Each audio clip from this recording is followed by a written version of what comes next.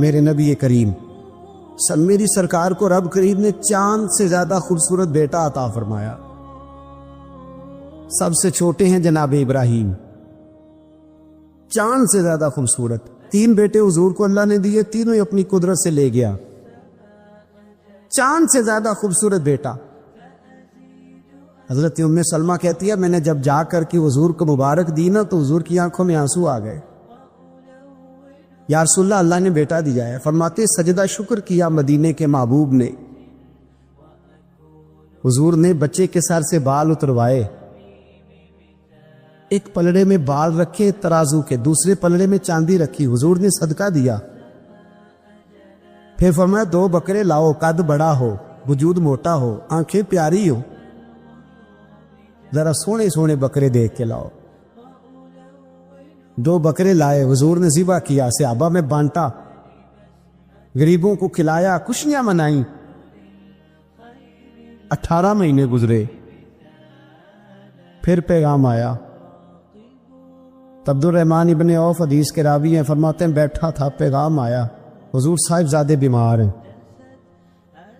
میرے حبیب پاک صلی اللہ علیہ وسلم گھر گئے. خوشی پر بھی حضور کا عالم کیا ہے. اب غم آیا، بہار ہو کہ خزاں لا الہ الا.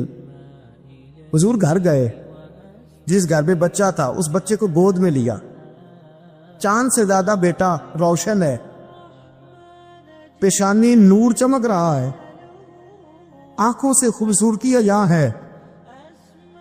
حضور کی گود میں صاحبزادے کی سانس کو کڑنے لگی، جان نکلنے لگی. او عزیزو، یہاں کوئی آ کے پیغام دے دے کہ بچہ 4 پائی سے گر گیا ہے تو لوگ جمعہ چھوڑ دیں گے. میرے حبیب پاک کی گود مبارک میں بچہ، سانس اکھڑنے لگی، روح پرواز ہونے لگی. حضور نے سینے سے لگایا تو جان ان کی نکل گئی. آنکھوں سے آنسوؤں کی لڑی بہہ نکلی. عبد الرحمن کہنے لگے محبوبہ رو رہے ہو؟ فرمایا یہ آنسو شکوے کے نہیں ہیں، نا یہ آنسو حضور کس کے ہیں؟ فرمایا یہ اللہ کی رضا کے آنسو ہیں.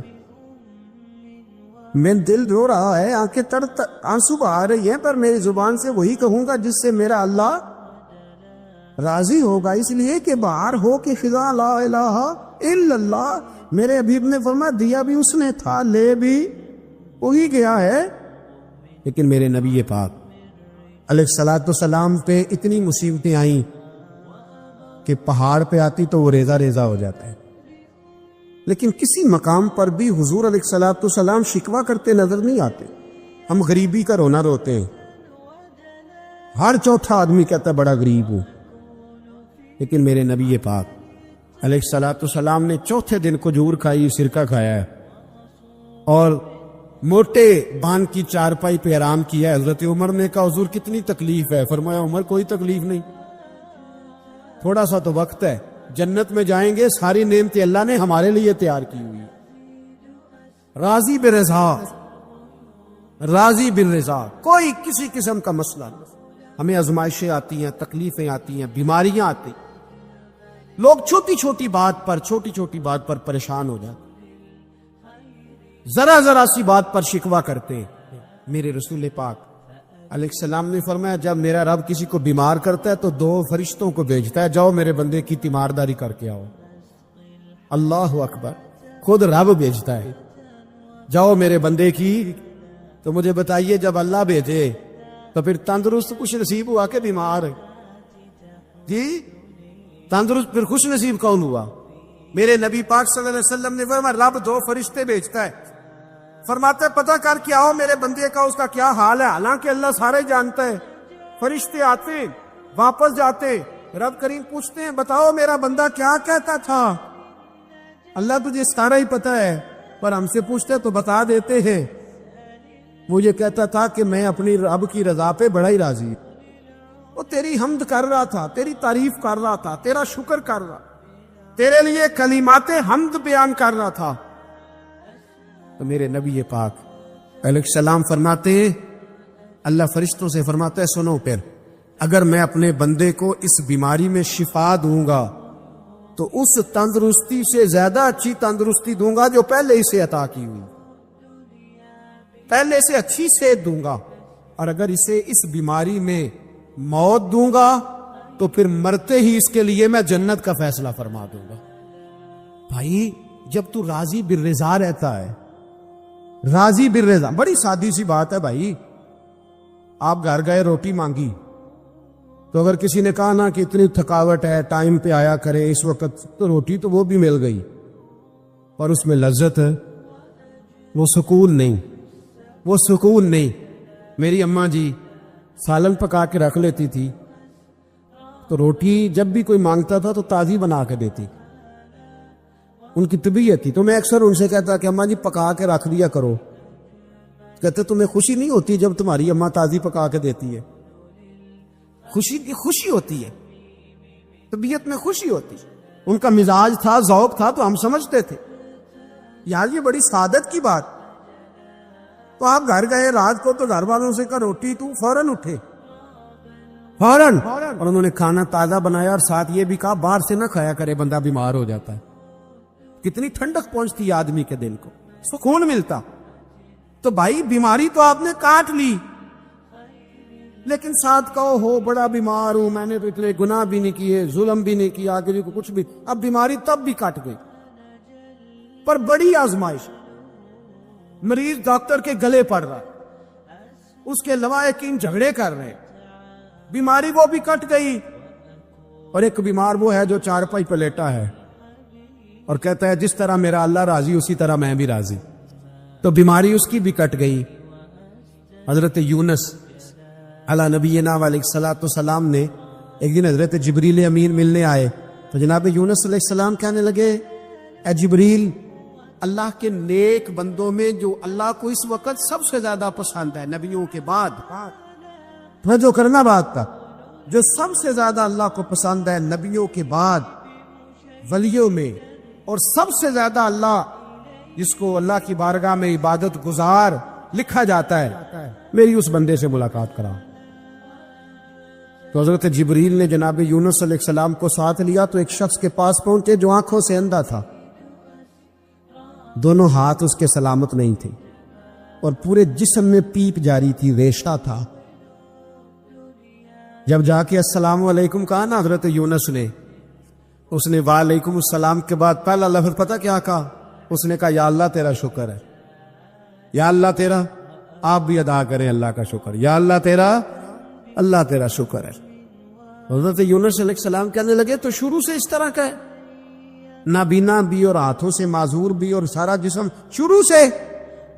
تو بڑے ہی خوبصورت لفظ اس بیمار نے کہے، کہنے لگے نہیں حضور میں بالکل ٹھیک ٹھاک تھا، جب تک میرے رب نے چاہا کہ یہ دنیا کو دیکھے تو تب تک اس نے مجھے آنکھیں دیں، اور جب اس نے چاہا کہ اب اس کا دیکھنا بہتر نہیں تو اس نے واپس لے لی۔ تو یا اللہ تیرا شکر ہے، اللہ تیرا شکر ہے۔ پھر کہا جب تک اس نے چاہا کہ میرے ہاتھ رہے تب تک رہے، جب اس نے چاہا کہ میرے لیے بہتر نہیں تو اس نے لے لیے، تو یا اللہ تیرا شکر ہے۔ جب تک اس نے چاہا کہ میرا جسم صحیح و سلامت رہے تو رہا، اور جب اس نے چاہا کہ میرے لیے بہتر نہیں تو مجھے بیمار کر دیا، تو یا اللہ تیرا شکر ہے۔ تو حضرت یونس علیہ السلام کہنے لگے جبریل واقعہ یہ اللہ کا سب سے زیادہ شکر گزار بندہ ہے، سب سے زیادہ عبادت گزار بندہ ہے، سب سے زیادہ۔ میرے نبی پاک علیہ السلام نے فرمایا میرا مومن ہر حال میں ہی نفع میں ہے، نعمت ملے تو شکر کر کے نفع، مصیبت آئے تو صبر کر کے نفع۔ میرے رسول پاک علیہ السلام کا دروازہ سب سے بڑا دروازہ ہے، حضور کا دروازہ سب سے بڑا دروازہ ہے، لیکن میرے دوستو یاد رکھنا نبی پاک علیہ السلام نے بھی لوگوں کو جب رستہ دکھایا ہے تو رب کریم کا رستہ دکھایا ہے، اللہ کا رستہ دکھایا، اللہ کریم کا رستہ دکھایا، لوگوں رب کی طرف توجہ کرائی۔ میرے رسول کریم سید عالم صلی اللہ تعالی علیہ وسلم نے لوگوں کی اللہ کی جانب توجہ کرائی اور لوگوں سے یہ کہا کہ وہ اپنے رب کریم کی جانب اپنا ذہن رکھیں، اپنی توجہ اپنے اللہ کی جانب مبذول کریں۔ یہ بات کو اچھے طریقے سے سمجھیے گا، علم اللہ تبارک و تعالی عطا کرتا ہے، تو اسے اللہ کی عطا ہی سمجھنا چاہیے۔ کچھ لوگوں کے پاس علم ہوتا ہے پر علم نافع نہیں ہوتا، وہ ٹامک ٹونجا مارتے رہتے ہیں ساری زندگی۔ علم کو اللہ کی عطا سمجھیں، اپنی عقل پر اپنے شعور پر زیادہ بھروسہ نہ سمجھیں، نظر اللہ پہ رکھیں۔ حضرت مولا علی شیر خدا کرم اللہ تعالی وجہہ الکریم سے کسی نے پوچھا تھا بڑا عالم کون ہوتا ہے؟ ہمارے ہاں تو اب وہ والے عالم پائے جاتے ہیں نا، اللہ ماشاءاللہ، جو ممبر پہ بیٹھتے ہیں تو دعوے ہی دعوے، ممبر پہ بیٹھتے ہیں تو دعوے ہی دعوے ہیں۔ اس طرح کے عالم ہمارے ہاں پائے جاتے ہیں، وہ ہر بات میں دعویٰ کرتے ہیں، میں یہ کر دوں گا، میں وہ کر دوں گا۔ یہ مزاج علماء کا نہیں۔ حضرت علی المرتضیٰ سے کسی نے پوچھا بڑا عالم کون ہوتا ہے؟ فرمایا بڑا عالم وہ ہوتا ہے کہ جسے مسئلے کا پتہ نہ ہو تو وہ کہہ دے مجھے نہیں پتا، میں پتہ کر کے بتاؤں گا، غلط بات بیان نہ کرے۔ امام مالک سے کسی نے کوئی مسئلہ پوچھا تو آپ فرمانے لگے مجھے اس سوال کا جواب نہیں آتا۔ ہمارے بزرگ سمجھاتے کیا ہے؟ وہ کہنے لگا آپ اتنے بڑے امام ہیں تو اس سوال کا جواب نہیں آتا۔ فرمانے لگے اگر مجھے ہر سوال کا جواب آتا پھر تو میں خدا ہوتا، مجھے ہر سوال کا جواب نہیں آتا، مجھے تو اتنا آتا ہے جتنا میرے رب نے مجھے عطا کر دیا ہے۔ اپنی نظر اللہ پہ رکھیں، نکل آئیں اس معمے سے باہر کہ میں کوئی بلا ہوں، مجھے بڑا پتہ ہے، میرے پاس 6 ڈگریاں ہیں، مجھے 10 جگہ پہ تدریس کا شغف حاصل ہے، اسے نکلیں باہر۔ قرآن مجید دیکھیے گا، اللہ تعالیٰ نے ارادہ قدرت فرمایا کہ میں حضرت آدم کو بناؤں گا، پھر بنانے کے بعد فرمایا فرشتوں سجدہ کرو آدم کو، سب نے سجدہ کیا الا ابلیس ابا واستکبر وکان من الکافرین، سب نے سجدہ کیا سوائے ابلیس کے، اس نے انکار بھی کیا، تکبر بھی کیا اور کافروں میں سے ہو گیا۔ تو یہ جب اللہ تعالیٰ نے سجدہ کرایا تو کیسے کرایا؟ اللہ تبارک و تعالیٰ نے نا حضرت آدم کو علم سکھایا خود، وعلم آدم الاسماء کلہا، خود اللہ فرماتے ہیں کہ میں نے جناب آدم علیہ السلام کو تمام اشیاء کے نام سکھائے، سب اشیاء کے نام سکھائے۔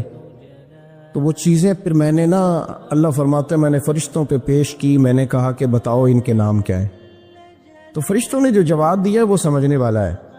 اللہ نے چونکہ خود علم سکھایا تھا حضرت آدم کو، جناب آدم سکھایا تھا، لیکن فرشتوں کو نہیں سکھایا تھا۔ تو اللہ کریم نے فرمایا فرشتوں اب یہ بتاؤ ان چیزوں کے نام کیا ہے؟ تو فرشتے کیا کہتے ہیں؟ فرشتے عرض کرتے ہیں قالوا سبحانک لا علم لنا۔ آپ کبھی یقین کریں اس چیز کی لذت لے تو مزہ آ جائے۔ کہا قالوا سبحانک، کہنے لگے تو پاک ہے، قالوا سبحانک، کہنے لگے تو بھئی آدم علیہ السلام کو نام سکھا لیے، پھر فرشتوں کے سامنے وہ چیزیں پیش کر کے کہا ان چیزوں کے نام بتاؤ، تو فرشتے کیا کہتے ہیں؟ کہتے قالوا سبحانک، تو پاک ہے، لا علم لنا، ہمارے پاس کوئی علم نہیں، الا ما علمتنا، ہمیں تو اتنا پتہ ہے جتنا تو نے ہمیں سکھا دیا، ہمیں تو اتنا پتہ ہے جتنا تو نے ہمیں، لا علم لنا، ہمارے پاس کوئی علم نہیں ہے، اتنا ہی پتہ ہے جتنا تو نے ہمیں سکھا دیا ہے، اس سے زیادہ ہمارے پاس علم، اور یہ کیوں تو نے ہمیں جتنا سکھایا اتنا پتہ ہے۔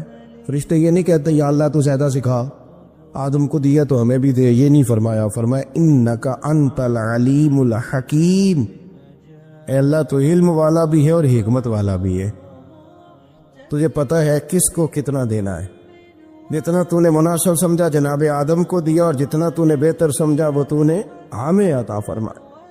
تو اگر آپ کے پاس علم ہے، کہیں نالج ہے، اس کو اللہ کی عطا سمجھے۔ ہمارے ہاں بہت سارے لوگ بن کے بیٹھ جاتے ہیں، میں اکثر کہتا ہوں کہ پھر وہ دعوے کرتے ہیں میرے علاقے والے جاہل ہیں، میرے شہر والے جاہل ہیں، میرے خاندان والے پڑھے نہیں۔ یہ آپ کا دعویٰ ہے، یہ آپ کو خراب کر دے گا۔ ہم نے بہت سارے ایسے لوگ دیکھے جو بہت بڑے عالم تھے، لیکن اللہ جب لینے پہ آیا تو عقل ہی لے گیا، شعور ہی چلا گیا، حافظے ختم ہو گئے۔ آپ دیکھتے ہیں بڑھاپے میں کچھ لوگ ایسے ہوتے ہیں کہ جن کو یہ بھی یاد نہیں رہتا کہ میرا نام کیا ہے، میں کہاں ہوں، مجھے کدھر جانا ہے۔ اس وقت سے اللہ کی پناہ مانگیں اور اپنی نظر اپنے رب کریم کی جانب رکھیں، اللہ کی جانب اپنی نظر کو مبذول رکھیں۔ دوسری بات، علم کے بعد ایک چیز آتی ہے جس کا نام ہے ہدایت، جس کا نام ہے تقوی، جس کا نام ہے پرہیزگاری، جس کا نام ہے عمل، عبادت، ریاضت، یہ بھی اسی وقت ہی نصیب ہوتی ہے جب میرا رب کریم نصیب فرما دیتا ہے۔ ہم نے نا نیکی کا اپنا اپنا سٹیٹس بنا لیا ہے، اپنا اپنا معیار بنا لیا ہے۔ کچھ لوگ کہتے ہیں کہ جناب مسجد میں سیمٹ کا توڑا دینے سے بہتر ہے کسی غریب کو آٹے کا تھیلا دے دو۔ اب اس نے اپنا مزاج بنا لیا نا نیکی کا، اس نے اپنا سٹیٹس بنا لیا۔ میرا یہ سوال ہے کہ نبی پاک صلی اللہ تعالی علیہ وسلم جب مدینہ شریف آئے تھے تو حضور نے سب سے پہلے غریبوں میں آٹا تقسیم کیا تھا کہ سب سے پہلے مسجد بنائی تھی؟ کیا عجیب لوگوں کا رنگ ہے، اپنی مرضی کی ہدایت، اپنی مرضی کا تقوی، اپنی مرضی کا معیار۔ مسجد کوئی بڑا چھوٹا خطیب بھی میری طرح کا ہو نا تو وہ مسجد میں بیٹھ کے جب نبی پاک کی بات کرتا ہے تو کہتا ہے میرے رسول پاک غریبوں کا سہارا بن کے آئے۔ وہ غریبوں کی بات کرتا ہے، مسکینوں کی، لاچاروں کی، کمزوروں کی بات۔ تو مسجد ہی تو وہ ادارہ ہے جہاں سے غریبوں کی بات ہو رہی۔ تو اب لوگوں نے غریب کو اور مسجد کو لڑانا شروع کر دیا۔ اس کو لڑاؤ کہ مسجد میں پیسے دینے سے بہتر ہے آپ غریب کو آٹے کا تھیلا دے دیں۔ آپ یہ کیوں نہیں کہتے کہ مسجد میں بھی آپ تھوڑا دیں ایک سیمٹ کا اور ساتھ غریب کو بھی خدمت کریں؟ یہ کیوں نہیں تقویٰ؟ اپنی اپنی مرضی کا مزاج، اپنی اپنی۔ کچھ لوگ کہتے ہیں چھوڑو جی، ساری زندگی انسان نماز پڑھتا رہے اور پھر گالیاں بھی دیتا رہے، بندہ داڑھی بھی رکھ لے اور جھوٹ بولنا بھی نہ چھوڑے، تو یہ آپ نے اپنے پاس سے تقوی کا معیار بنایا۔ گالی دینے کا گناہ ہے اور داڑھی رکھنے کا ثواب ہے۔ تو اگر آپ داڑھی رکھے ہوئے ہیں اور آپ کوئی غلطی کر رہے ہیں تو اس سے آپ کی داڑھی کا ثواب ختم۔ اللہ کرے آپ کو سمجھ آئے میری بات۔ آپ کوئی غلطی کر رہے ہیں، داڑھی کا ثواب اس سے ختم، وہ اپنی جگہ پہ قائم ہے چیز۔ اپنی مرضی کا کیوں تقوی کا معیار بناتے ہیں؟ تقوی کا مزاج اپنی مرضی کا نہ بناؤ۔ اللہ کی بارگاہ سے دعا مانگو کہ یا اللہ ہمیں ہدایت کا نور عطا فرما، اللہ تو ہمیں رستہ دکھا، تو بتا کہ ہدایت کیا ہے۔ تو رب فرماتا ہے اللہ ولی الذین آمنوا، اللہ مومنوں کا مددگار ہے، یخرجہم من الظلمات الی النور، وہ انہیں اندھیروں سے نکالتا ہے اور نور کی طرف روشنی عطا فرماتا ہے۔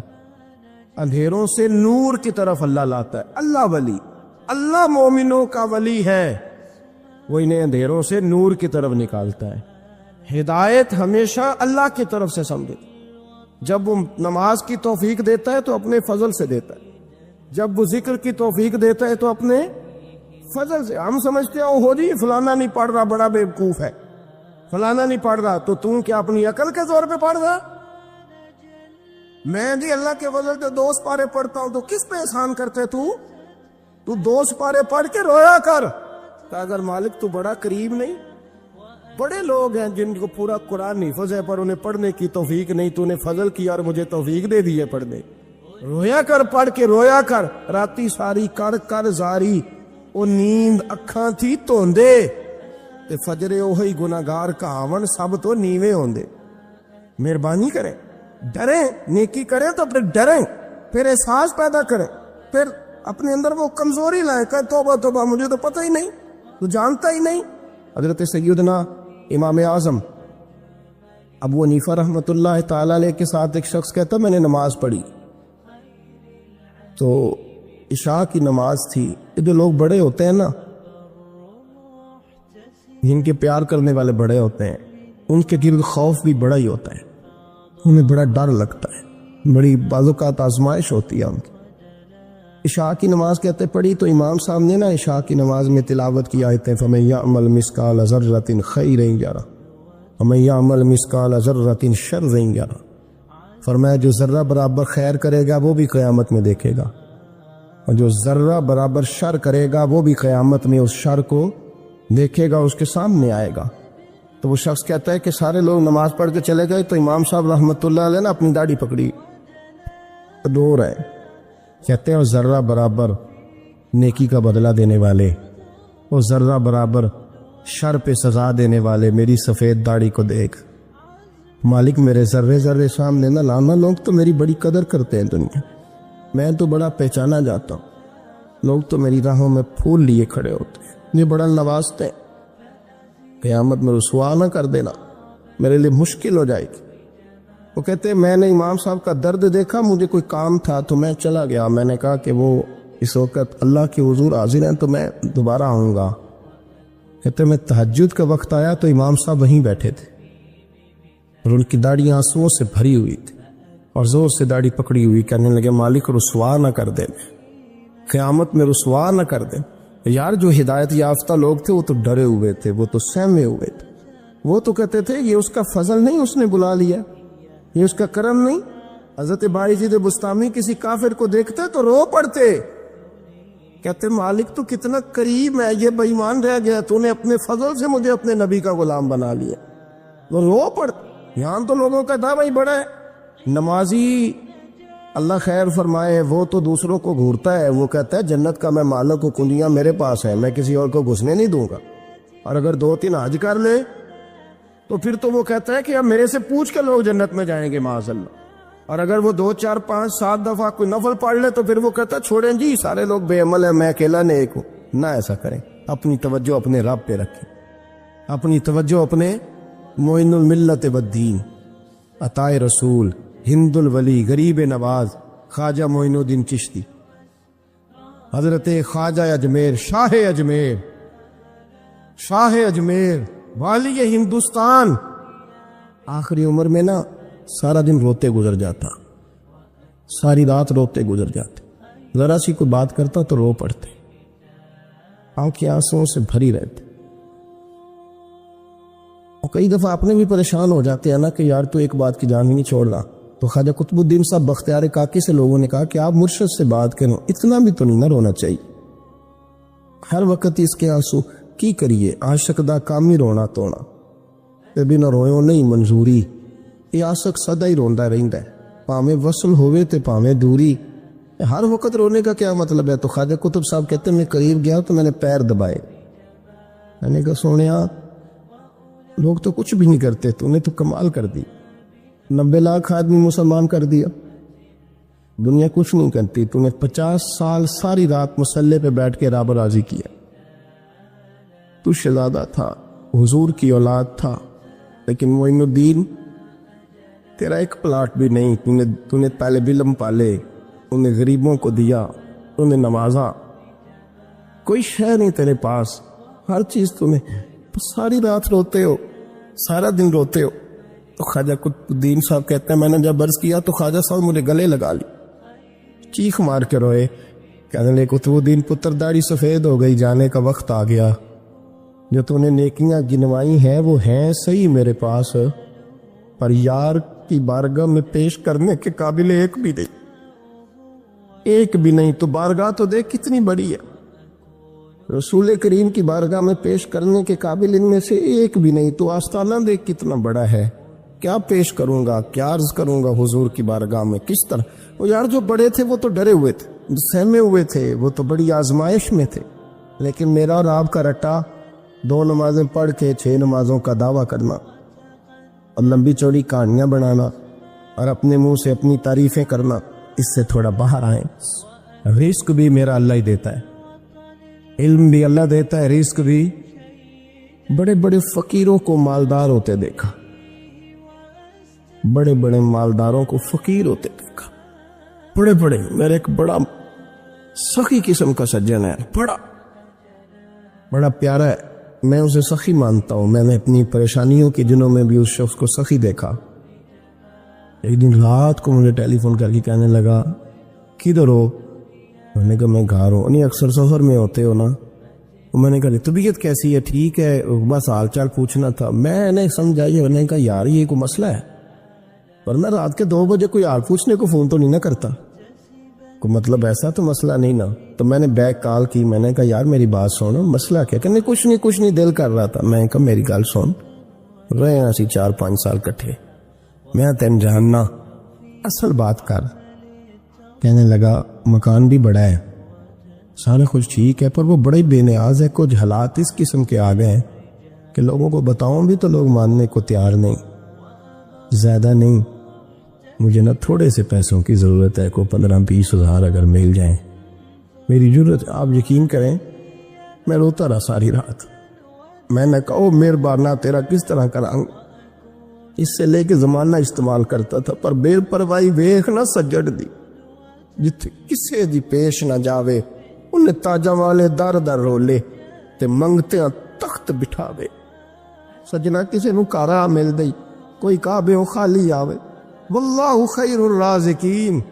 وہ کہتے تو دائیں بائیں نہ جا, رزق تو تجھے میں دوں گا, میں ہوں بہتر رزق دینے والا. بڑے بڑے بادشاہ, بڑے بڑے شہنشاہ, بڑے بڑے لوگ ہاتھوں میں کاسے, فقیریاں. ام ربیعہ کہا کرتی تھی, بڑی نیک اور صالح خاتون تھی. وہ کہتی ہیں کہ میں نا بڑے امیر آدمی کی بیوی تھی, اپنے شوہر کے ساتھ چھت پہ بیٹھی تھی تو نیچے فقیر مانگنے والا آیا. اس نے بڑے درد سے صدا کی تو میں نے اپنے شوہر سے کہا کچھ دے دے. کہا دفع کر, ان لوگوں نے دھندا بنایا ہوا ہے.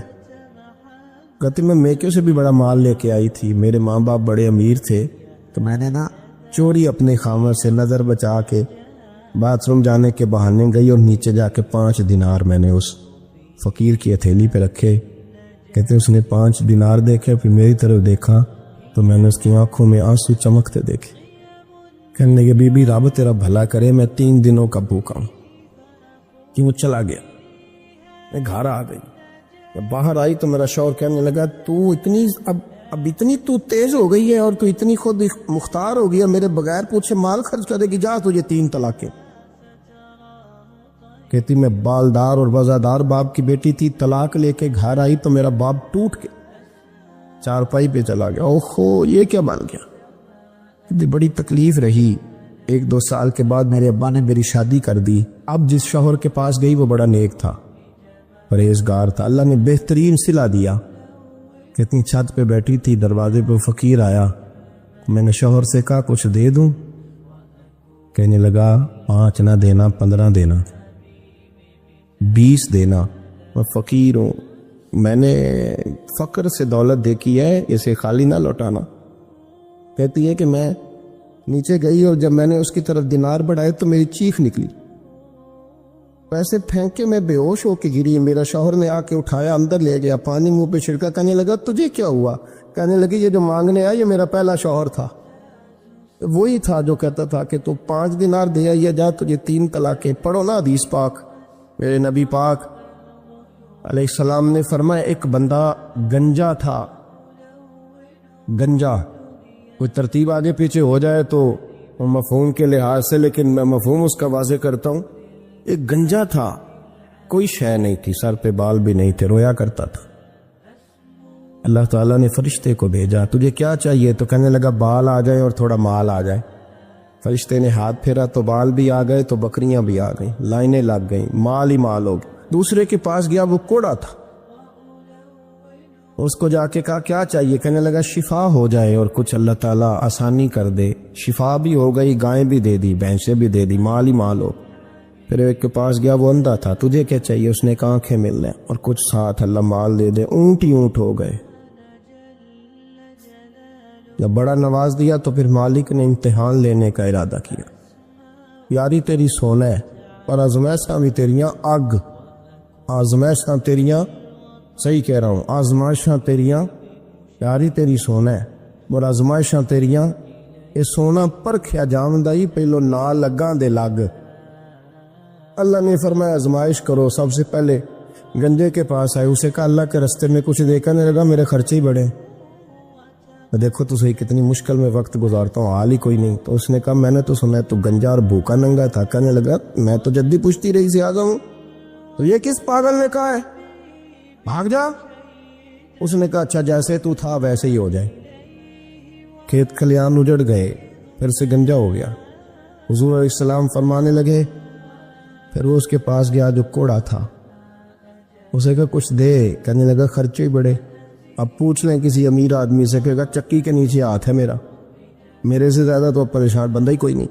کیا بتاؤں آپ کو, اتنا ٹیکس ہے, اتنا جرمانہ ہے, فلانی شے, بڑا کچھ گنواتے ہیں لوگ. اس نے کہا میں نے تو سنا تو پہلے کوڑا تھا. اس نے کہا جا دوڑ جا, میں تو رئیس اعظم ہوں, دادا بھی پردادا بھی اور ساری نسل ہی. اس نے کہا اچھا جیسے تو تھا ویسے ہی ہو جائے. پھر وہ گیا اندھے کے پاس اور جا کے کہا اللہ کے نام پہ کچھ دے.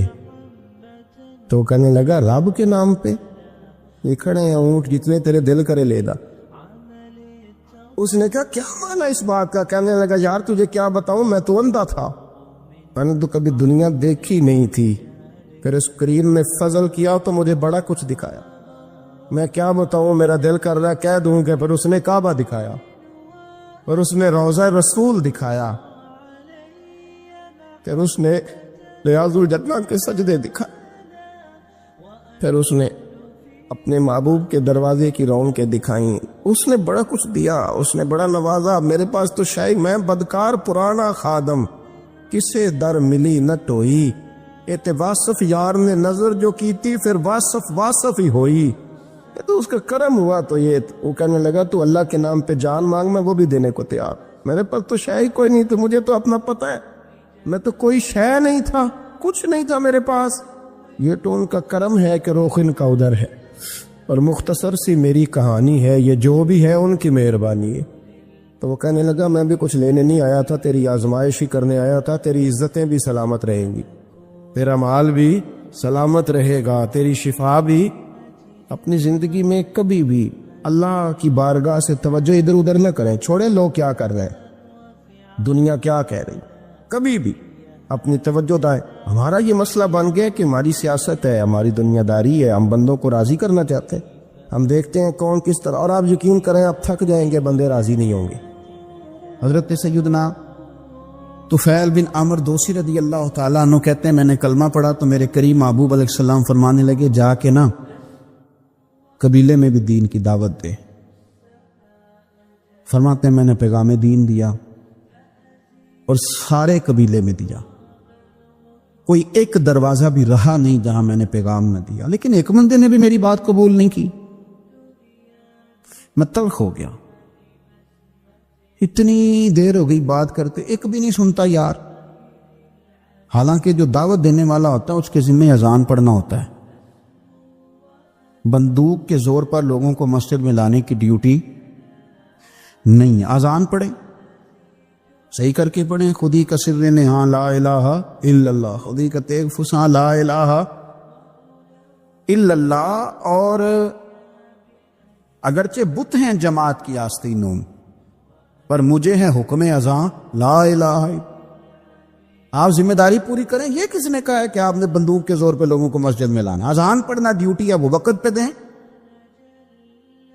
حضرت طفیل بن عمر دوسی رضی اللہ تعالیٰ عنہ فرماتے ہیں کہ میں نے ایک ایک بندے کو پیغام دیا درد کے ساتھ، ایک نے بھی نہ مانی۔ میں واپس مدینہ منورہ لوٹ کر گیا، میں نے کہا یا رسول اللہ صلی اللہ علیہ وسلم میرے قبیلہ دوست کے لیے دعا کریں، یہ سارا تباہ ہو جائے، آج دعا کر دیں۔ کہتے میرے لفظوں میں اتنی شدت تھی اور میرے جملوں میں اتنا غصہ تھا اور میں اتنا ان لوگوں سے مایوس اور پریشان تھا کہ میں نے نا سخت بات کہہ دی۔ میں نے کہا حضور یہ نہیں مانتے، دعا کریں۔ وہ کہتے ہیں حضور اٹھے، وضو کیا اور پھر حضور نے مصلی بچھایا اور پھر کعبے کی جانب چہرہ نور کیا، ہاتھ اٹھائے تو لوگ کہنے لگے آج تو قبیلہ دوست والے ہلاک ہو ہی گئے، قربان جائیں۔ حضور نے ہاتھ اٹھا کے دعا کیا کی، کہا اللہ دل جو تیرے قبضہ قدرت میں ہے تو کرم فرمانا، ان کے دلوں کو پھیر دینا دین کی طرف اور میری بارگاہ کی طرف پہنچا دینا دل جو تیرے پاس ہیں، مقلب القلوب ہے نا تو کرم نوازی فرما۔ حضرت سیدنا طفیل بن عمر دوسی کہتے ہیں حضور نے دعا کر دی، نہ میں بول سکتا تھا نہ کوئی اور، میں قبیلے گیا اور لوگوں قربان جاؤں میں اپنے قبیلے بعد میں پہنچا، حضور کی دعا کا اثر میرے قبیلے پہلے پہنچ گیا، کریم کی دعائیں وہاں پہلے پہنچ گئیں۔ فرماتے ہیں پہلے میں بات کرتا تھا تو کوئی سنتا نہیں تھا، اب میں پہنچا تو اللہ نے ماحول بنا دیا، 1 2 3 4 لوگ نہیں، 70 خاندان، 70 گھرانے میرے قبیلے کے کلمہ پڑھ کے مسلمان ہوئے اور رسول کریم کی بارگاہ میں حاضر ہوئے۔ رو کے دیکھ لیا ساری دنیا کے سامنے، کچھ رب کے سامنے رو کے نہ دیکھ لیں۔ اب اسے کہے نا، اب حضور کی بارگاہ میں عرض کر کے نہ دیکھ لے، اب اپنے اللہ کی جانب رجوع نہ کرے۔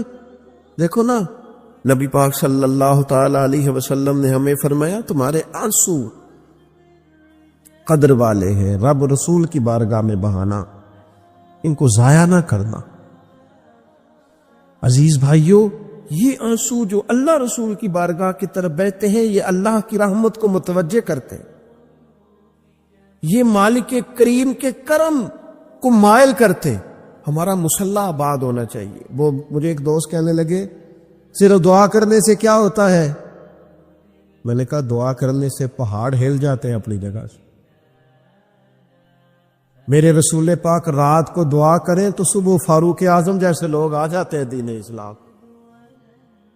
نبی پاک علیہ السلام رات دعا کرے نا، دعا، اور بدر کی رات حضور دعا کریں تو اللہ 7,000 فرشتوں کو بھیج دیتا ہے مسلمانوں کی مدد کے لیے۔ صحابہ فرماتے ہیں میدان بدر میں ہم کسی کو قتل کرنا چاہتے تھے، لیکن اس کی گردن پہلے سے کٹ کے گر جاتی تھی، فرشتے آئے ہوئے تھے۔ آج ہمارے ساتھ اللہ کی مدد ناراض ہو گئی ہے، ہم سے رب کی مدد ناراض ہے۔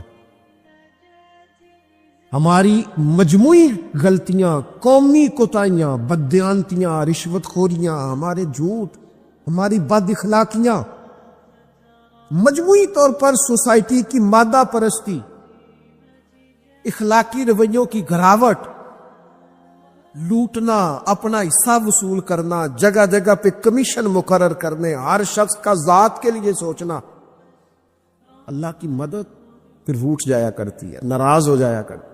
سب سے ضروری کام یہ ہے، سب سے ضروری کام کہ اللہ کی مدد شامل ہو۔ سب سے ایک صحابی تھے، ایک جگہ انہیں شہید کیا جا رہا تھا، تو کافر چاہتے تھے کہ ہم ان کی لاش کو معاذ اللہ ثم معاذ اللہ بے حرمتی کریں۔ انہوں نے عرض کی مالک تو میرا مددگار ہے، اس بیابان جنگل میں میری مدد کرنا۔ شہد کی مکھیاں آ گئیں، ان کے پورے وجود کو چھپا لیا، کوئی چیز قریب آئی نہیں، اور لوگ کہتے مکھی اٹھ کے بیٹھے تو زخمی کر دیتی ہے، لیکن وہ اٹھ کے گئی تو وجود پہلے سے زیادہ تر و تازہ تھا۔ اللہ نے محفوظ کر لیا وجود ان لوگوں کا، اللہ نے حفاظت فرمائی، اللہ کی مدد شامل تھی، اللہ کی مدد۔ ایٹم بم تم نے بنا لیے، ہتھیار تم نے سجا لیے، دولتیں تم نے جمع کر لی، بڑے بڑے تم نے ادارے قائم کیے، اب ایک کوشش اور بھی کرو، رب رسول کی بارگاہ میں رو تاکہ تمہیں اللہ کی مدد بھی ملے، تمہارے اندر حوصلہ بھی پیدا ہو، تمہارے اندر شعور بھی بلند ہو، اپنی ذات سے اٹھ کر سوچنے کی تمہیں طاقت بھی میسر آئے۔ میرے عزیز، اگر اس کی بارگاہ میں رونا آ جائے نا، اس کی بارگاہ میں اسے منانا آ جائے تو پھر تو کیفیات ہی کچھ اور ہو جاتی ہیں۔ کتنا کو روئیں بھلا؟ حضور فرماتے ہیں بہت لمبا تم نہ بھی نہ رونا، اگر مکھی کے یا مچھر کے پر کے برابر بھی تمہارے آنسو نکل گئے نا، میں اب اس سے زیادہ کیا آپ کی بارگاہ میں بات عرض کروں۔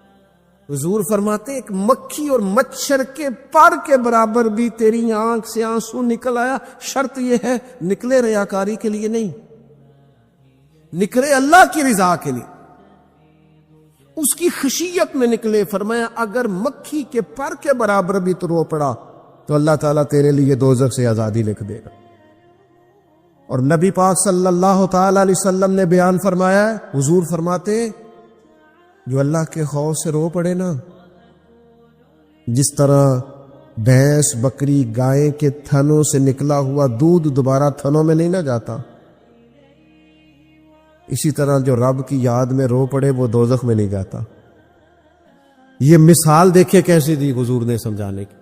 اگر کبھی رونا آئے اس کے لیے تنہائی کا انتخاب کرے، مجموع میں نہیں۔ ایک بندے کو حضرت عمر نے مجمع میں روتا دیکھا تو فرمایا یہ کام تو اکیلے میں کرتا تیرے لیے برکت والا ہوتا، تیرے آنسو نکلے، تیرے رخساروں پہ بہے۔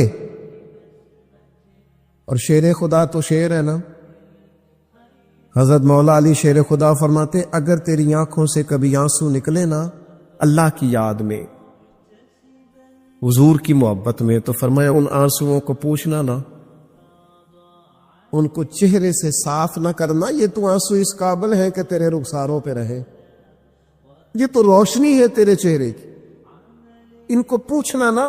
حضرت علی رضی اللہ تعالیٰ عنہ نصیحت کرتے ہیں انہیں رہنے دے، یہ آنسو بڑا قیمتی ہے، یہ نکلا تیری آنکھ سے ہے پر کسی کا ہو کے نکلا ہے، نکلا تیری آنکھ سے ہے پر کسی کے لیے نکلا، نکلا تیری آنکھ سے ہے پر اس نے تجھے بتایا ہے کہ تیرے وجود میں، تیری دھڑکنوں میں، تیرے جذبات میں کسی اور کا بھی حصہ ہے۔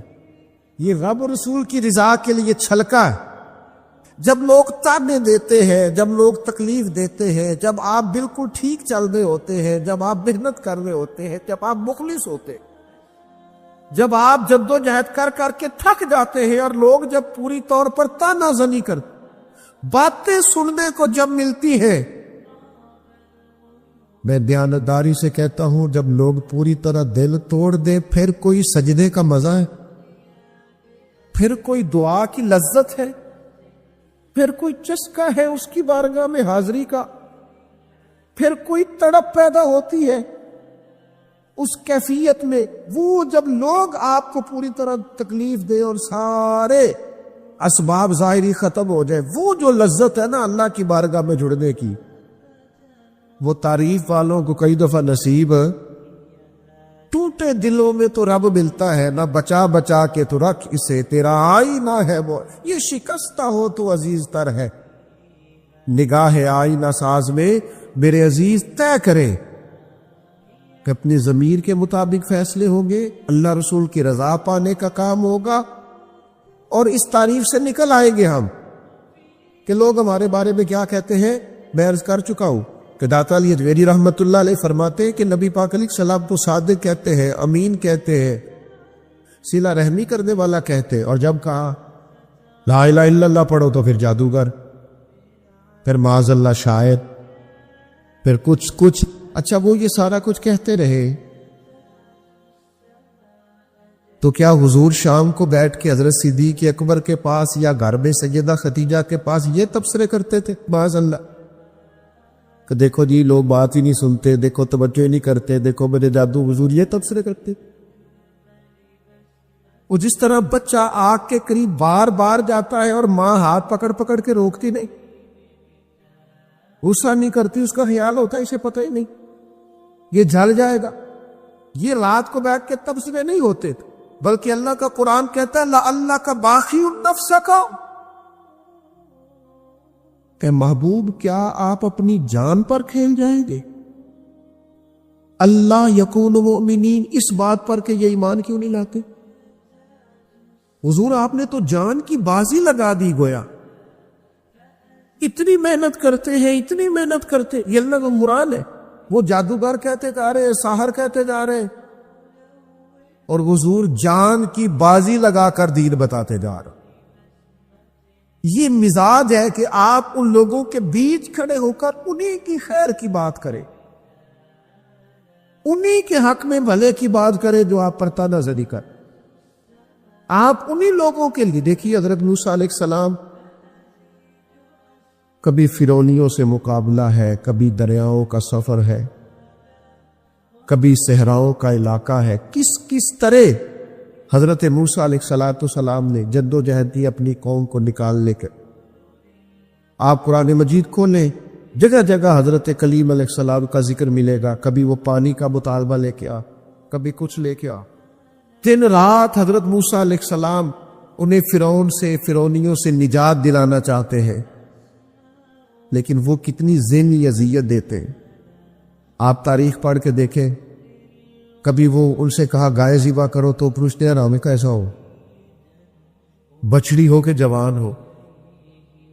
کبھی حضرت موسیٰ علیہ السلام کے بارے میں معاذ اللہ ثم معاذ اللہ، یہاں تک انہوں نے کہہ دیا کہ آپ نے تو اپنے بھائی حضرت ہارون کو قتل کر کیا۔ یہاں تک کہ ایک عورت کو کہا جا کے جناب حضرت موسیٰ پہ الزام لگا دو۔ کبھی وہ کہتے ہیں کہ معاذ اللہ آپ اتنا اپنے آپ کو پردوں میں چھپا کے رکھتے ہیں، کیونکہ حضرت کلیم بڑے حیادار تھے، اللہ کے سارے نبی حیادار ہوتے۔ وہ کہتے تھے لگتا ہے جسم پہ معاذ اللہ ثم معاذ اللہ کوئی عیب ہے، کبھی کوئی بات، کبھی کوئی بات، کبھی کوئی بات۔ لیکن آپ حضرت کلیم کو دیکھیں، وہ جہاں بھی رب کی بارگاہ میں عرض کرتے ہیں اپنی امت، وہ اپنی قوم کی خیر ہی وہ اللہ کی بارگاہ میں یہی عرض کرتے ہیں مالک ان کے لیے ہدایت کے رستے واضح یہاں تک ان کی قوم نے کہہ دیا معاذ اللہ، یہ اللہ کا قرآن فرماتا ہے۔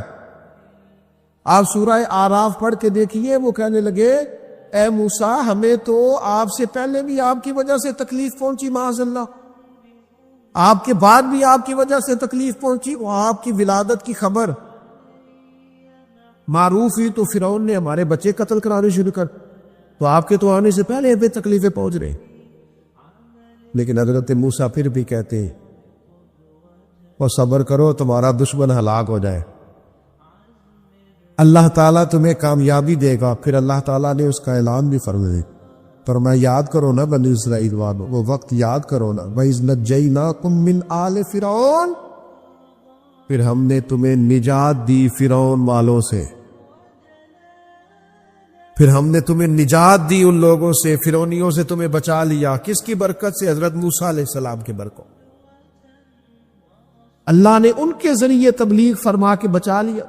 کون نے اس کے اندر تکلیف دیتی؟ حضرت سیدنا شعیب علیہ السلام کا ذکر ہمیں ملتا ہے سورہ ہود کے اندر۔ حضرت شعیب اپنی قوم کو منع کر رہے، کیا کہہ رہے؟ ناپ تول پورا کرو، نا انصافی نہ کرو، لوگوں کا حق نہ مارو، یہ خیر کی دعوت۔ قوم جواب میں کیا کہتی ہے؟ سورہ ہود پڑھیے،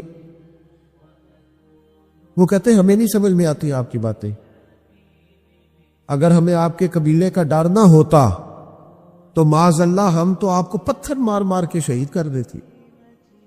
آپ انہیں تبلیغ دین کر رہے ہیں، آپ انہیں اخلاقیات سکھا رہے ہیں، آپ ان کے کردار و عمل میں خوبصورتی پیدا کرنا چاہ رہے۔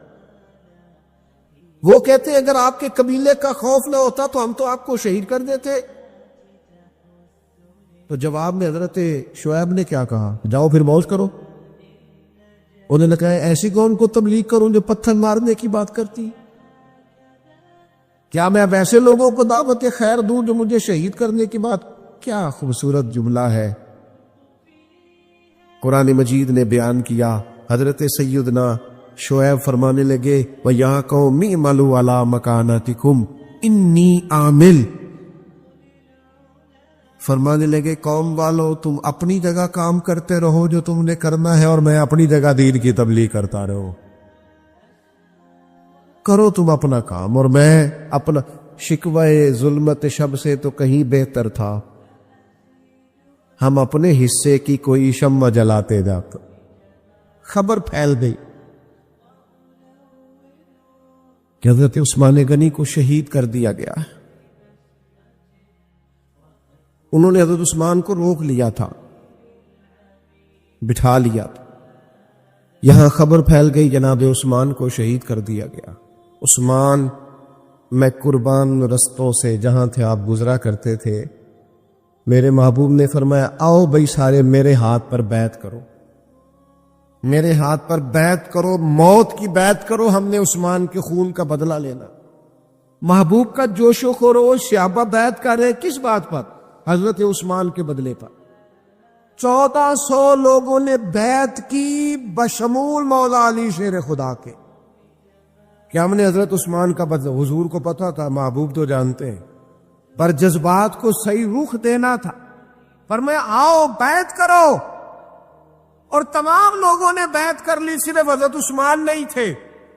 حضرت انس بن مالک فرماتے ہیں محبوب نے اپنے ہاتھ فضا میں لہرائے، فرمایا بھی عثمان موجود نہیں ہے، فرمایا یہ ہاتھ میرا، یہ میرے عثمان کا، لو میں عثمان کی بھی بیعت کرتا ہوں، یہ عثمان کی بھی۔ حضرت انس بن مالک فرماتے ہیں، جناب انس بن مالک فرماتے ہیں قسم اللہ کی، وہ جس وقت نبی پاک نے کہا نا یہ عثمان کا ہاتھ ہے، فرماتے ہیں اس وقت عثمان کا ہاتھ کائنات کے سب لوگوں کے ہاتھوں سے بہتر ہو گیا تھا۔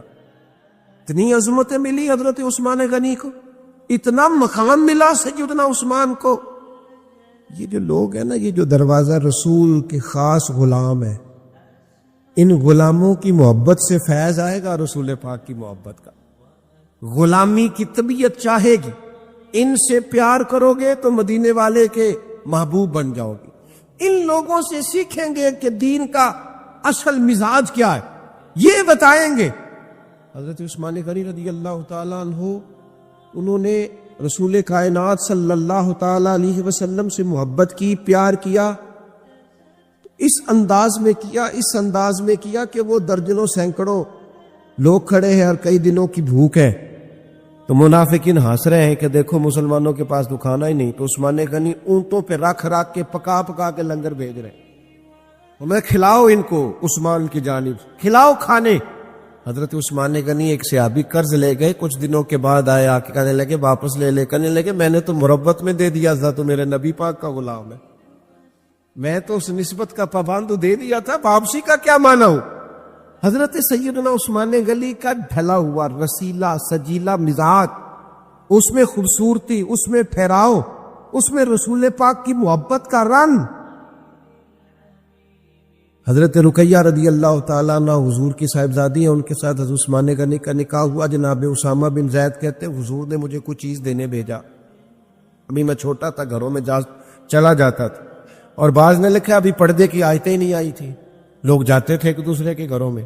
حضرت اسامہ بن زید کہتے ہیں میں گیا کھانا دینے تو میں نے دونوں میاں بیوی کو گھر میں بیٹھے دیکھا.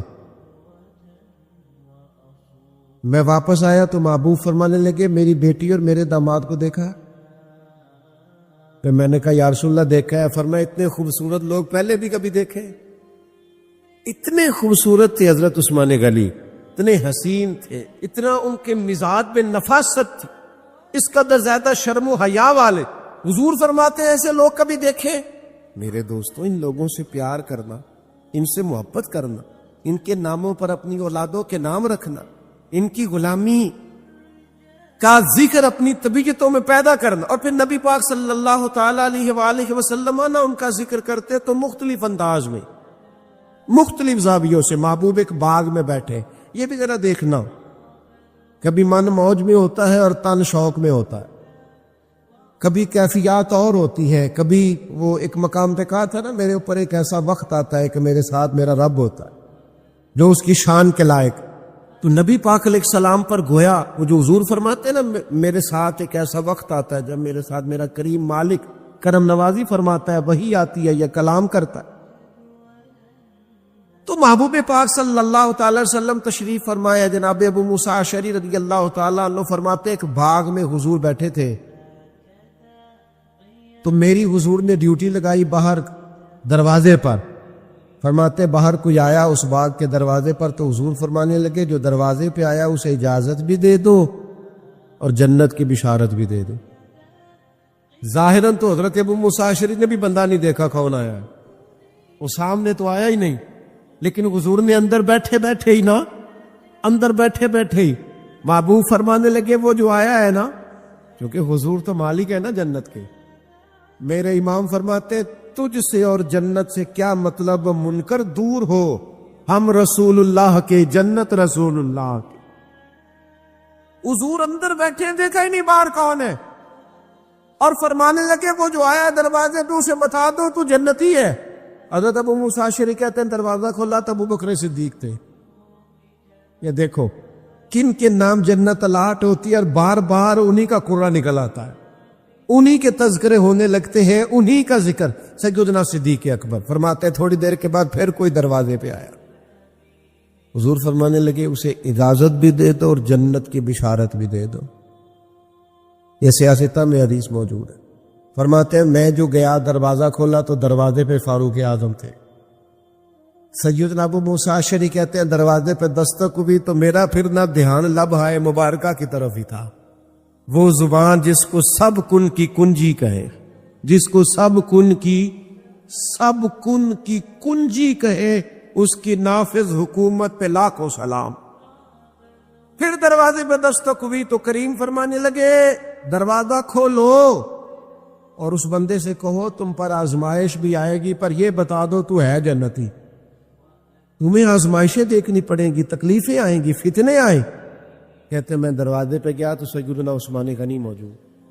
میرے دوستو ان لوگوں کے بارے میں کبھی تشکیک کا شکار نہ ہونا، کسی شرارت کرنے والے کی شرارت کے پیچھے نہ چلنا. میرے نبی پاک علیہ الصلوۃ والسلام نے تو پہلے خبر دی تھی کہ حضرت عثمان غنی پر فتنے آئیں گے، آزمائشیں آئیں، اور صحیح روایت میں موجود ہے خبر دی تھی. حضرت عثمان غنی رضی اللہ تعالیٰ عنہ کا تو وہ مقام و مرتبہ ہے، وہ شان ہے کہ ان کی شہادت کی خبر بھی رسول پاک نے دے دی. فرمایا یہ شہید ہوگا عثمان، شہادت تک کی خبر حضور کو پیار ہے نا سیدنا عثمان۔ نبی پاک صلی اللہ تعالی علیہ وآلہ وسلم احد پہاڑ پہ گئے تو احد پہاڑ کانپنے لگا۔ کون تھا حضور کے ساتھ؟ حضرت صدیق اکبر تھے، سیدنا فاروق اعظم تھے اور حضرت عثمان غنی تھے۔ احد پہاڑ کانپنے لگا۔ ویسے ہمارے بزرگ فرماتے ہیں کانپ نہیں رہا تھا، اسے پتہ چلا محبوب آیا تو وجد کر رہا تھا، وہ نہ ذرا وجد کر رہا تھا، سرور میں آ گیا، وہ کانپنے لگا۔ محدثین نے لکھا ہے کانپنے لگا، اس میں حرکت آئی، اور جب وہ حرکت کر رہا تھا، کانپ رہا تھا، وجد کر رہا تھا، تو حضور پتہ کیا فرماتے ہیں احد سے؟ یہ باتیں ہم سنتے ہیں، کبھی ان کا مزہ تو لے کے دیکھو، پھر غور کرو۔ حضور ہیں پہاڑ پہ، حضرت عمر ہے، سیدنا ابو بکر ہے، حضرت عثمان ہے، حضور پہاڑ پہ ہیں، پہاڑ کانپا ہے، وجد کیا ہے، حرکت کی ہے۔ حضور پتہ کیا فرماتے ہیں؟ فرماتے ہیں احد ٹھہر جا، تیرے اوپر ایک نبی ہے، ایک صدیق ہے، 2 شہید ہیں۔ اور تو دیکھ تو صحیح، مقام دیکھ، اعزاز دیکھ، احترام دیکھ، تیرے اوپر ایک نبی ہے، ایک صدیق ہے اور 2 شہید ہیں۔ دنیا میں بڑے شہید ہوئے، اور اس شہید کا مرتبہ بھی جانتے ہو جسے حضور نے شہید کہا؟ ایک تو یہ ہے نا پراپوگنڈے پر لوگ بڑے لوگوں کو شہید کہتے ہیں، اور جنہیں حضور کی زبان اطہر شہید کہے، نبی پاک جنہیں شہید کہے، رسول پاک علیہ السلام نے فرمایا 2 شہید ہیں۔ تو 2 شہید کون تھے؟ ایک حضرت عمر فاروق، ایک حضرت عثمان غنی۔ اور پھر نبی پاک نے میری شہادت کی خبر نہیں دی، حضور نے یہ بھی بتایا ان کا مقام کیا ہوگا، ان کو ملے گا کیا۔ اللہ کے حبیب صلی اللہ تعالی علیہ وسلم فرمانے لگے ایک تو شہادت ہے، اور شہید کو جنتی، اور صحابی ویسے ہی جنتی، اور پھر عشرہ مبشرہ، اور پھر خلفائے راشدین، اور پھر سیدنا عثمان غنی، اور پھر شہادت کا اعزاز۔ یہ ساری نسبتیں تو اپنی جگہ، لیکن رسول کریم صلی اللہ تعالی علیہ وسلم ارشاد فرمانے لگے ہر نبی کا کوئی نہ کوئی رفیق ہوتا ہے، اور فرمایا میرا رفیق عثمان غنی ہے، وہ بھی جنت میں، یہ جنت میں میرے رفیق ہوں گے، میرے ساتھ ہوں گے سیدنا عثمان غنی رضی اللہ تعالیٰ عنہ۔ رسول اللہ صلی اللہ علیہ وسلم نے ان کی عظمتوں کو بیان کیا، ان کا جو حضور کے ساتھ غلامی کا رشتہ ہے، جو نبی پاک علیہ السلام کے ساتھ وفا کا رشتہ ہے، ہر مقام پر، ہر موقع پر، جس طرح سیدنا عثمان غنی اپنی خدمات لے کے حاضر ہیں، پیش ہیں، ہر جگہ موجود ہیں، حضور کا ان پر اعتماد ہے۔ بہت گہری محبت ہونی چاہیے امت کو حضرت عثمان غنی سے، بہت زیادہ وارفتگی اور شوق ہمارے دل میں ہونا چاہیے سیدنا عثمان غنی کا، اور اس قدر احترام سے ہمیں لوگوں کے تذکار اپنی اگلی نسل تک منتقل کرنے چاہیے کہ وہ لوگ ان کی، دیکھیں نا آج سب سے بڑا مسئلہ نوجوان نسل میں کیا ہے؟ جو چیز ہمیں سب سے زیادہ اپنے بچوں میں پیدا کرنے کی ضرورت ہے وہ شرم و حیا ہے، وہ سنجیدگی ہے، وہ معاملہ فہمی ہے، وزاداری ہے، وہ وقار ہے، وہ متانت ہے، سنجیدگی ہے۔ ہماری آنے والی نسل ان خوبیوں کا شکار ہو جائے تو میں سمجھتا ہوں کہ جو لوگ اپنی آنے والی نسل میں وقار پیدا کرنا چاہیں، سنجیدگی پیدا کرنا چاہیں، ان کے اندر وہ وزاداری لانا چاہیں، شرم و حیا لانا چاہیں، سب سے زیادہ ضروری ہے کہ حضرت عثمان غنی کی سیرت انہیں سکھائیں۔ یہاں لوگوں کے پاس پیسہ آتا ہے تو پیسہ بڑا بندے کو بااعتماد کر دیتا ہے، تو بہت سارے لوگ پھر وہ بڑی بڑی عجیب و غریب معاملات میں نہیں چلے جاتے، اللہ ماشاءاللہ چلے، سب کی بات نہیں کرتا، ڈھیر سارا طبقہ دولت کے نام پر مختلف قسم کی معاذ اللہ عیاشیوں میں لوگ مبتلا ہو جاتے۔ حضرت عثمان غنی کو اللہ نے اتنا مال عطا فرمایا، لیکن پھر بھی جھکی ہوئی نظریں، پھر بھی پیکرے شرم و حیا، پھر بھی وہ اپنے گھر کے اندر غسل کر رہے ہیں تو پھر بھی تہمت باندھ کے غسل کر رہے ہیں۔ فرماتے مجھے اپنی آنکھوں سے بھی حیا آتی، میں کوئی ایسا کام نہیں کرنا چاہتا جو حیا کے معنی ہو۔ ان کے مزاج کے اندر ایسی حیا تھی کہ ان کا کردار حیا بانٹتا تھا۔ کچھ لوگ ہوتے ہیں نا کہ جو کسی ایک مخصوص چیز کو سخت ناپسند کرتے ہیں، حضرت عثمان غنی رضی اللہ تعالیٰ عنہ انتہائی وزادار، شرم آج میری سوسائٹی میں زو مانا باتیں پھیلائی گئی، غلط باتیں کی جاتی، ایسی باتیں اور ایسے لوگ اس سطح پر اتر کر باتیں کرتے ہیں جن کے منہ سے اچھی بھی نہیں لگتی کہ یار آپ اپنی وزاداری دیکھیں، آپ نے کتنی کمزور بات کر، بچوں کے بیچ بیٹھ کر، دوستوں کے بیچ بیٹھ کر آپ نے اتنی چھوٹی بات کر دی۔ آپ نے صرف 2 لمحوں کے لیے لوگوں کو ہنسانا تھا، لیکن آپ نے حیا کا ہی خیال نہیں رکھا۔ آپ کے جو من میں آیا آپ نے کہہ دیا۔ ہر بات کو سنانے کی ہوتی ہے، ہر بات پہ حضرت علی شیر خدا فرماتے میں نے ایک مخصوص مسئلہ حضور سے پوچھنا تھا، لیکن مجھے اتنی حیا آتی تھی میں کئی ہفتے کئی مہینے پوچھ نہیں سکا، حالانکہ بات شریعت کی پوچھنی تھی۔ فرماتے پھر کوئی شخص آیا، اس نے وہ بات پوچھی تو میرا بھی مسئلہ حل ہو گیا۔ مزاج میں جب شرم و حیا ہوتی ہے، اور فرمایا جب بندہ بے حیا ہو جائے پھر جو مرضی کرے، پھر تو لوگ باپ کو مذاق کرتے ہیں، پھر تو اپنے بزرگوں کو مذاق کرتے ہیں۔ لہجوں کا سنجیدہ ہونا، متانت، وزاداری، وقار، ہر جگہ ہر بات نہیں کی جا سکتی، لہذا انسان کو اپنی ہر حیثیت کا خیال ہونا چاہیے۔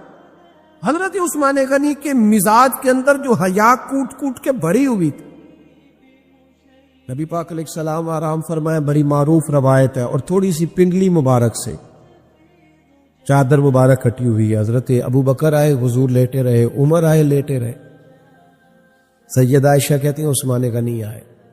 اچھا ایک بات یہاں، حضرت عمر مزاج کی جلالی ہے، جناب عثمان تو ٹھنڈی طبیعت کے آدمی، لیکن ان کے مزاج کے اندر وہ جو ایک الگ وزاداری ہے، ان کے مزاج کے اندر وہ جو اس معاملے کے اندر بہت زیادہ سنجیدگی ہے۔ دروازے پہ تستو کوئی کون ہے دروازے پہ؟ حضور میں عثمان غنی۔ فرمایا ذرا رکو، سیدہ کہتی ہیں حضور اٹھ کے بیٹھے۔ اللہ کرے آپ سمجھیں یہ حضور کی شفقت ہے غلام کے لیے، یہ محبوب کی۔ اوے چھوٹے تو خیال رکھتے ہی ہیں بڑوں کی، یہ پسند ہے یہ پسند ہے، لیکن اگر محبوب کریم اتنا کرم کرے، اپنے غلام کی چاہت کا خیال کرے، تو پھر بات بھی دیکھے اور پھر اس غلام کی شان بھی دیکھے۔ نبی کریم صلی اللہ تعالی وسلم نے فرمایا ذرا رکو، حضرت عثمان غنی رک گئے، محبوب اٹھے، پہلے اپنی چادر مبارک کو ٹھیک کیا، اور پھر حضور نے فرمایا اب آ جاؤ۔ بات چیت ہوئی، سیدنا عثمان تشریف لے گئے، باقی بھی چلے گئے، تو سیدہ عائشہ صدیقہ کہتی میں نے عرض کی حضور ابو بکر صدیق بھی آئے، فاروق اعظم بھی آئے، اور عثمان غنی۔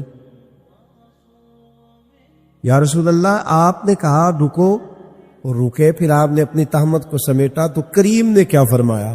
حضور فرمانے لگے عائشہ جس سے فرشتے بھی حیا کرے، اوئے ہوئے، فرمایا جس سے فرشتے بھی حیا کرے، میں نہ اس سے حیا کروں۔ فرشتے عثمان غنی سے حیا کرے، فرشتے سیدنا عثمان غنی سے تو فرشتے حیا کرے، حضور حیا کرے، پھر وہ بڑا بے حیا نہیں جو عثمان غنی کا حیا نہ کرے، بڑا بے حیا ہے جو سیدنا عثمان کا حیا نہ کرے۔ حضرت عثمان غنی کے بارے میں حضور نے فرمایا ان سے تو فرشتے بھی حیا کر کے